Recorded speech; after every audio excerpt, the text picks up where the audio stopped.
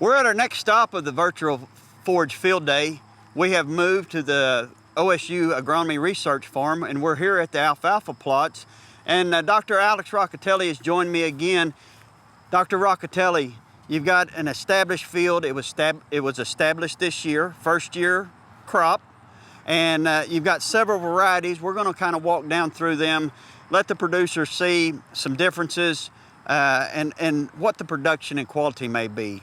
So first of all, we're starting with a variety that is a reduced lignin variety. Right. And it's also Roundup ready. Indeed. Okay, so I'll turn it over to you and let you discuss this variety. Okay, so this is what we started last October.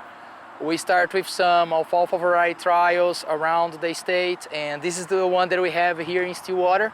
And what we're trying to do here, Nathan, is exactly to test the new technologies with the conventional ones. So as I mentioned to you, this one here is Roundup ready and reduced lignin alfalfa. And you can see that this is the first year.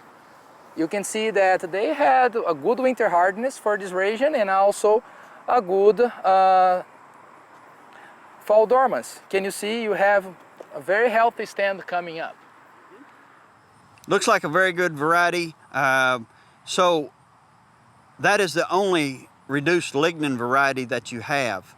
What would be the benefits of having a reduced lignin variety? Yeah, let me start telling that. All the time that a producer comes and tell, hey Alex, so the reduced lignin alfalfa will give me a better quality hay in the end of the day. I always say, well, if you cut your alfalfa earlier, let's say at the boot stage, you're not increasing your quality as well without this technology? Yeah, that's true.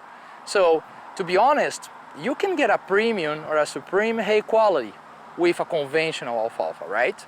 So what this allows, it allows for weather interruptions. If you can't get to the alfalfa and it starts maturing on you past prime time of harvest, you're still going to have reduced lignin versus conventional types that will start building lignin. So this gives you kind of a fail-safe method of having higher quality hay if weather were to interrupt your harvest. I agree, and that's the point. This unlocks more opportunity on your management. Let's say you want to keep a harvest at the same time, you have a conventional, you want to have a reduced lignin alfalfa. If you harvest at the same time, you are going to get from reduced lignin a higher TDN, but not a higher crude protein, because again, you're going to have less lignin there. That's going to increase the digestibility, total digestible nutrients, but your crude protein is going to be about the same. So it's just about having more energy on that forage. Now, let's say if you have a reduced lignin alfalfa and comes a rain and you need to postpone your harvest, what's going to happen? That's still going to hold a better quality if that happens than a conventional one. So the deal here is that is a more flexible option when you compare with the conventional one. That's it. That's what's going to give you a higher, I would say, widen your window harvest that you have. So what you're saying is it's still going to maintain its TDN quality, but the protein is still going to be very comparable to the other varieties that you have. Yeah, but we know that alfalfa protein is not the big issue, right? When you talk about an alfalfa hay, what really matters there, what really changes drastically, it's more the TDN, right? TDN, the energy, yes. Yeah. So that's relative feed value. Exactly. So that's why the scientists and developed the reduced lignin was so concerned on down-regulating the lignin content. Okay. So that's the case. All right. So as we move on down, now that is a reduced lignin Roundup ready, and now we've got 5 varieties that are just Roundup ready varieties, and I'll let you discuss them. Right. So from Harvextra, that is both of them, to this one here, the other ones that has the RR and the VR here, those are all reduced Roundup ready. Roundup ready alfalfa. Everything starts with R, so I'm sorry. As you can see here on the VR, and I like to say that that's the cousin of this one that doesn't have the gene down-regulated for reduced lignin. And you can see that, a standard that's growing a little higher, but it's not much different from the reduced lignin. You can see also very leafy material, like a very good stand, as you can see for the first year. And if you go through the others, you're gonna see that they are very similar, very good. So those are the Roundup Ready. So technically we're not seeing a whole lot of vast differences as far as you look at the plots. You really can't tell one superior variety over the other. They look pretty uniform all the way across the plots. So as we move on down, now that was our Roundup Ready varieties. Then we've got 3 traditional or conventional varieties that are widely used across the state, and there is absolutely nothing wrong with them also. So I'll let you talk about the conventional varieties. Well, we have our old and good OK49, good as gold, very well known by producers here, and the 6585Q. Those are conventional. They are not Roundup Ready, they are not reduced lignin, and you can see also that their stands are pretty good. If you see here, very leafy material, as we expected for the alfalfa first year, right? Very good material. Now, something that I think that is worth to discuss is why someone would prefer a Roundup Ready rather than a conventional, right, Nathan? Sure. What would be the benefits of, I'm assuming the cost difference, seed cost difference, there are some great differences. What is the true benefit, and how do you justify that extra expense going to Roundup Ready? So I'll be honest, if you look down there, see those fields there? So those are alfalfa that I'm doing more serious research on, and what we have there is 4 varieties, exactly those varieties here. We have the reduced lignin and Roundup Ready variety, and the other ones that's just Roundup Ready. And do you know what was the huge advantage of having all of them as Roundup Ready there? We had wheat years ago. You were following wheat? Yeah. Okay. And what happened is, when comes the spring, the wheat start to choke all my alfalfa plots. Yeah. And what happened is, was very easy to control with glyphosate. It was inexpensive because it's glyphosate, and was very simple to go there and terminate that wheat that is coming. It was choking my alfalfa. So that's the deal. The Roundup Ready can be a very good tool to be used, but before you go there and paying for a higher price seed, for paying for those technology fees that comes with this, pay attention on your field and see how much of a problem is weed there. And also, do you have weeds that are tolerant to glyphosate, that are resistant to glyphosate? But think with me, if you have some pig weeds, you have some horse weeds, or also known as meristale, that's not being controlled by glyphosate, I mean, you're gonna need to use another herbicide, right, to control those. So in this case, you need to apply the glyphosate and other that can control the other weeds also. So would the Roundup Ready in a situation like that be an advantage? That's what we need to think when really paying more for the Roundup Ready. Yep. In some instances, it can be very well worth it. Oh yes, in some instances. Okay, so now, Dr. Rocateli, one of the questions that I get in our county, let's go back to establishment, because alfalfa is a legume. Mm-hmm. We've got to get pH right. We find a lot of acid soils around here. So maybe you could tell us what this soil, this plot size, what its soil conditions were and what adjustments you made before the establishment took place? Well, we were lucky because our pH here before start was about 6.6.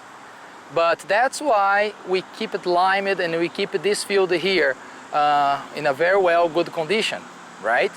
But I would say if somebody really wants to go there and establish alfalfa, it's very important that they have a pH of at least 6.3. And even the fact is, you are establishing a stand there that's going to stay there for years and years to come.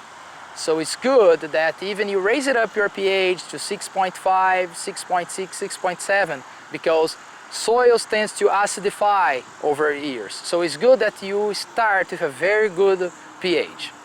Yes, because you're pulling multiple tons off and you're just mining those elements out of that ground. Right. So you've got to, all right, so another key point on any legume, including alfalfa, is we've got to have that phosphorus and potash right too. Indeed, indeed. They remove lots of phosphorus and potash, so that's why what we need to do is go with a soil sample analysis and fertilize accordingly with the soil sample and analysis, with the soil analysis. And it's good that even you can place keep a good fertility and place all these nutrients in the first year, because remember, this is the last time in years to come that you can disc that in the soil.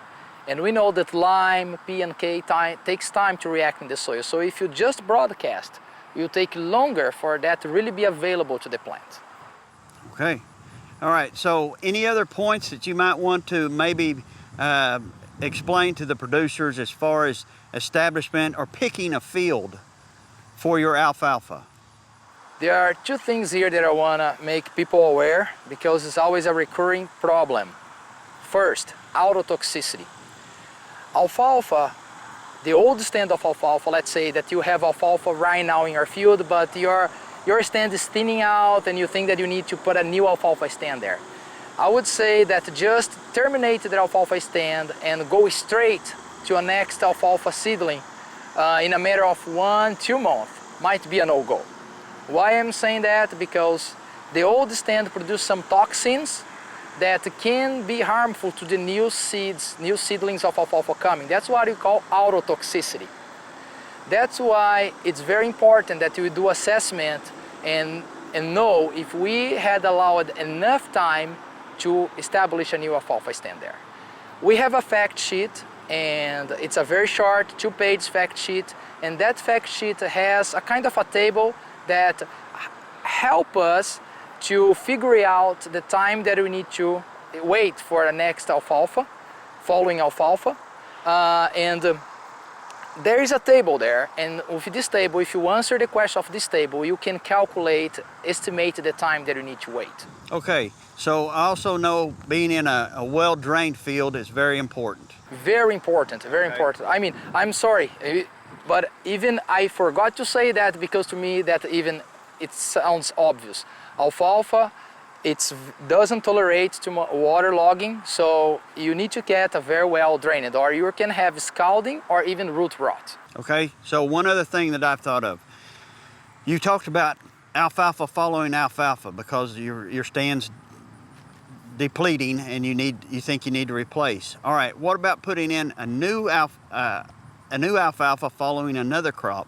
Are there any concerns maybe with some herbicide carryover from a previous crop? Maybe you want to talk about that just a minute. Yes. We have problems with picloram. If you have applied picloram previously in your field, that can affect, if there is some residue of this herbicide in the field, that can also affect the seedling. I mean, I'm talking about gray zone and tardon, if you had pastures before. Now, if you had wheat and you had applied some sulfonylureas, that also, if you have the residue of this type of herbicide, can be a problem. Like finesse is one of them that can give problems. So I would say to be very, very conservative here. Go back 3 years in time, had you applied that. If you had applied that, go to the label of the herbicide and see there on the rotation restrictions if there is something that is warning them about alfalfa, and make sure to do what the label is telling to. So, good point is, if you keep your records, you'll know what you applied, and then you can go back and follow up on those. But if you're following a crop where you utilized sulfonylureas or picloram, that could be very costly to you if you're following too close. Yes. All right. Dr. Rocateli, thank you. We appreciate the work that you're doing on these alfalfa varieties. That's been very helpful. We want to continue to see future years production, so we'll know, kind of weed out these and see which one's the best variety for everybody. Right, so we have a handout there where I'm showing the yields of all those varieties and also the foliage quality. I just want to tell that those are previous results, I mean, there are very short amount of results that we have there. 3 cuts from the first year. We have still 1 cut to go in 10 days from now. Hope that doesn't rain at that time. Yeah. So it's very early for we make any hard solid conclusion on those varieties. So far, as I mentioned, all of them are good candidates. All right. And you've got these plots also at Chickasha. We get plots with different varieties in Chickasha because we start later, but unfortunately due to some aphid problems that we had in the past, the data is not much reliable, so I'm holding on and seeing when we have some stable yields to do. Now this same we have in La Roma, and we hope to be hitting Tipton this year and starting one there. Okay, starting another one. Yeah. All right, Dr. Rocateli, thank you. We appreciate the work you're doing on your alfalfa. All right. Thank you very much. Thank you. Okay, thank you, Dr. Rocateli. Appreciate that footage and all the work you're doing. And also Eric Warrenberg for all his work that he does there at the test plots. I know he's very valuable to you and what you're doing at alfalfa. Right. All the staff there. All right, thank you very much.